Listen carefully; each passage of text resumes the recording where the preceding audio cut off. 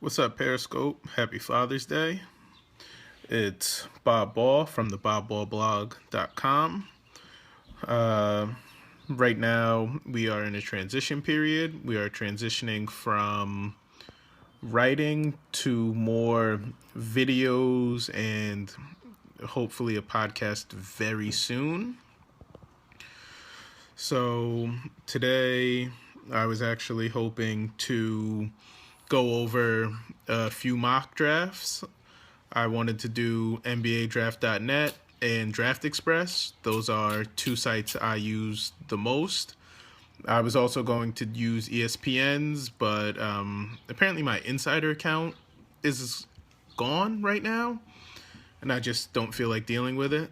So we'll start with Draft Express because that is, in my opinion, the most reputable source on the draft. So I'm going to actually flip to the computer for you guys so you guys can see, and I'll give my thoughts on each pick. Hope that's coming in clear. They have LSU's Ben Simmons going first. I'm on record as not moved by Ben Simmons much. I think his best bet is pre-crack Lamar Odom, pre-crack pre-Kardashian, and I don't think he will ever be the best player on a championship team. I was never enamored with him, and then I grew to sort of find myself as a hater on him simply because ESPN, it felt like ESPN had an agenda that they were pushing with Simmons, trying to make him the next LeBron, and that hurt my view of him. It made it hard to be an objective observer for me. Brandon Ingram is actually who I think will be the best player from this draft. The way the place the NBA is going, he's ideal for it.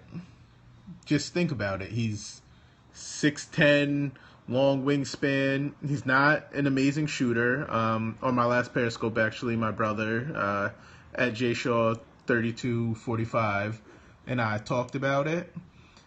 He's like, the Durant comparison is an issue for me because they call him a shooter, and Durant's a real life shooter, while Ingram is kind of like a guy who can shoot it a little bit.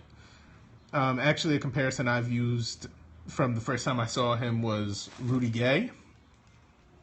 So that's sort of where I go with my comp for Brandon Ingram. Rudy Gay, but probably a little bit smarter, won't take as many bad mid-range jumpers. Chris Dunn, I really like Chris Dunn from Providence. He's just big. Like, look at that. 6'4", 205 from your point guard. Like, with Ingram is leaning towards positionless basketball. Dunn fits that mold because due to his physical profile, like he has a giant wingspan, he'll be able to switch a lot of things in pick and rolls, or you can put him on twos.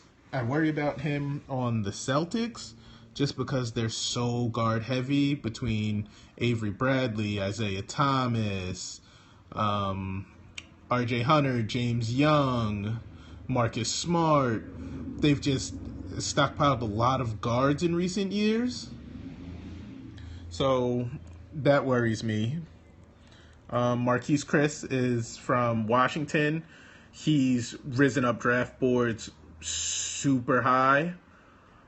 Actually, Draft Express has a video on him. They do great videos on just about everybody. Marquise Chris's video, I saw it right before he started like taking off up draft boards, and I completely understand where the love comes from. He's big, he can shoot. He fouls out of a lot of games. Like that is something that has been talked about, but he fouls out a lot. Marcus wants to say hi. He has a strawberry. Yes. Okay, let Daddy get back to work. Buddy at 5 is really fun to me. Can you imagine Rubio and Towns pick and rolls spaced with Buddy? Or Wiggins Towns pick and rolls spaced with Buddy? They're as a pretend graduate of the University of Kentucky. In my mind, I graduated from there. In my mind, I went there. I didn't do any of that shit. Jamal Murray is also a really good fit. To me, he may actually even be a better fit because he's a better ball handler than Hield. And you can run him in pick and rolls right now with where Buddy's at as a ball handler. I wouldn't trust him in pick and rolls.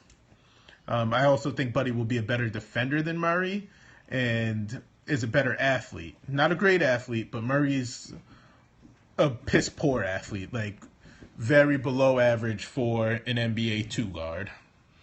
Actually below average for an NBA point guard.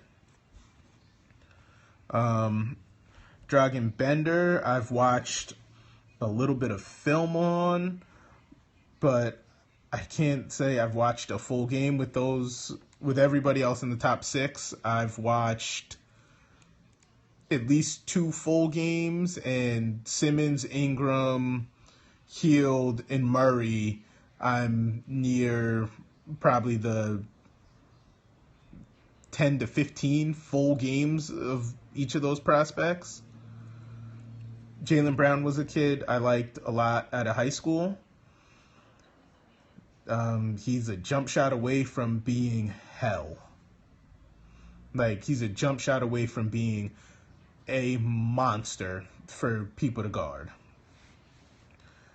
Because he's very good in transition. He's not a great ball handler, but he's sort of shifty, I guess is the best way to explain it. In transition, like, he has a lot of Euro steps and pro hops and spins.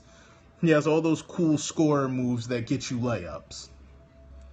Jakob Poeltl, I was really excited about him coming into the season. There's probably not a chance in the world I would take a traditional center in the top 10 these days. Like a guy who can't shoot and is just going to be like straight back to the basket. Like Jakob Poeltl, who else is a big? Sabonis' kid is in this draft. Those kind of bigs are becoming extinct. So I would take a Marquise Chris or a Scal Labissiere or a Henry Ellison, guys that have shown me that they have range outside of 5 feet from the basket. I would pick them right now because of where the league is going. And they tend to be better athletes than those stuck around the rim guys. So let's talk Henry Ellison, and then I will end this video so it's short enough I can get it up on YouTube. I saw Ellison early in the year. He was cool. He's a big kid. He can shoot it a little bit, and he likes to handle it, but I don't know if he's going to be able to handle it at the NBA level. Going 10 to Milwaukee is actually really, really awesome because I think he's a little bit more mobile than Monroe, and Monroe... Yes. To my mom one day. Okay. Ellison is more mobile than Monroe, and Monroe's lack of mobility has really hurt him and hurt the Bucks in their defensive scheme. So that was the top 10. I hope you guys enjoyed it, and hopefully I can get back with another video. Thank you.